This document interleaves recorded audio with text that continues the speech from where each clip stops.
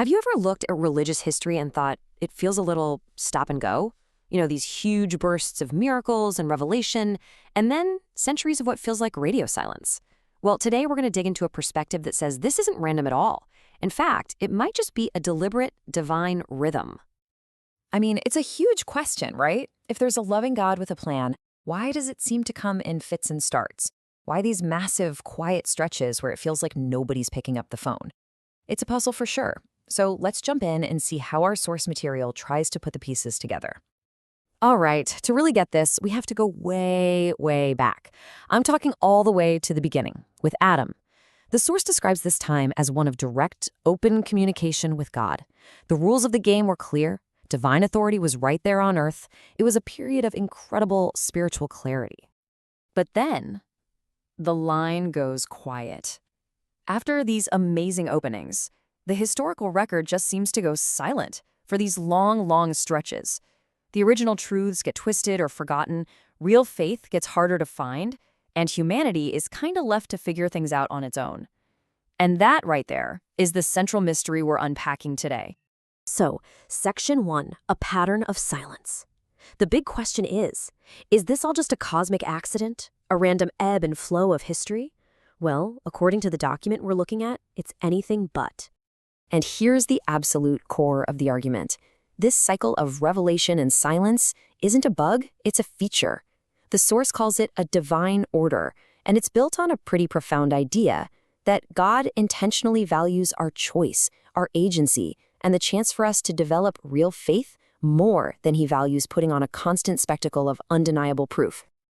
Okay, so to really understand this divine order, we need to get a handle on a key concept that the source uses to map out all of religious history, and that's what we're jumping into right now in Section 2.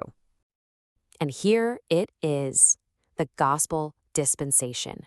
This is the main term we've got to know. So what is it? Think of it as a specific chapter in history, a window of time when God basically hits the reset button. He reveals his truths and restores his authority to the earth through a prophet he's chosen for that time. And you can see this pattern repeating all throughout history.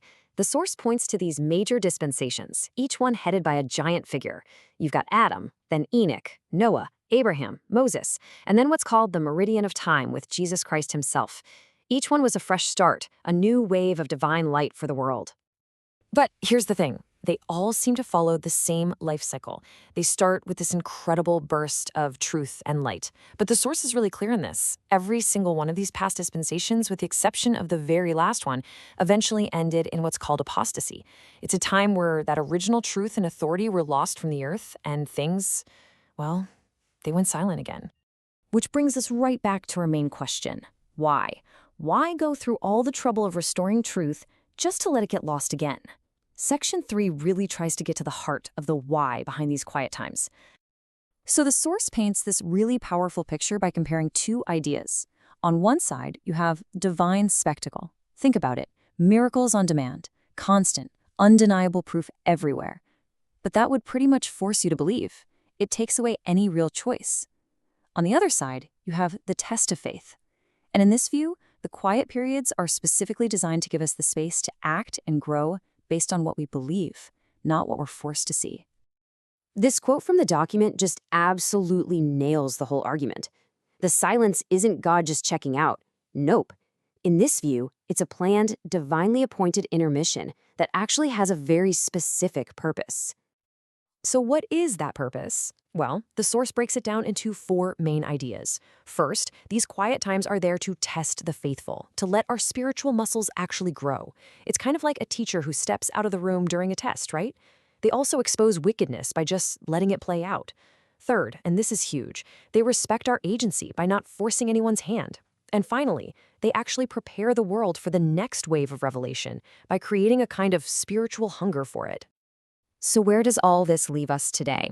Well, that brings us to the final and, according to this source, a totally unique chapter in this whole pattern. Let's look at Section 4, the final dispensation. The era we're living in now, which the document says began with the prophet Joseph Smith, is given this epic name, the dispensation of the fullness of times. And what supposedly makes this one so different is that it's seen as the final, culminating act in this long, long history of revelation and silence. So, why is this one supposed to be the last one? Well, the argument is that it's just built different. It's designed to be this grand restoration that gathers up all the truths from every previous era into one. It holds all the divine authority, all the priesthood keys that have ever been on the earth, all at once. And here is the real kicker. It is prophesied that this one will not end in another worldwide apostasy. Instead, its whole purpose is to set the stage and prepare the world directly for the second coming of Jesus Christ. And speaking of that, the second coming is an event that's said to have a whole bunch of signs leading up to it. The source material makes sense of them by grouping them into three big categories. You've got spiritual signs, like the gospel being taken to the whole world. Then there are societal signs, things like growing turmoil and wickedness. And finally, physical signs, earthquakes and natural disasters, all pointing toward this one huge culminating event. But, this all leads to one final, really deep question. If this is the great final chapter, why does it seem like, just like all the ones that came before it, only a pretty small fraction of the world's population is actively involved? Yeah, to put it another way, why does God seem to work through covenants, not crowds? Why these small, dedicated groups, like ancient Israel or the early Christians, instead of just making a huge announcement to the entire world all at once so that no one could possibly miss it? Well, the source gives 4 really connected reasons for this, and right at the top of the list, no surprise, is agency. God just won't force belief. The text also points out that his pattern has always been to work through specific agreements or covenants with groups who are willing. On top of that, there's the simple reality that a lot of the world just prefers its own wisdom over spiritual truth. And finally, there's the idea that facing opposition is actually a key part of the whole test of life. And this final thought from the source really just sums it all up so perfectly. The argument isn't that the truth is some big secret. It's that the path of true discipleship is demanding, and because of that, maybe not many choose to really walk it.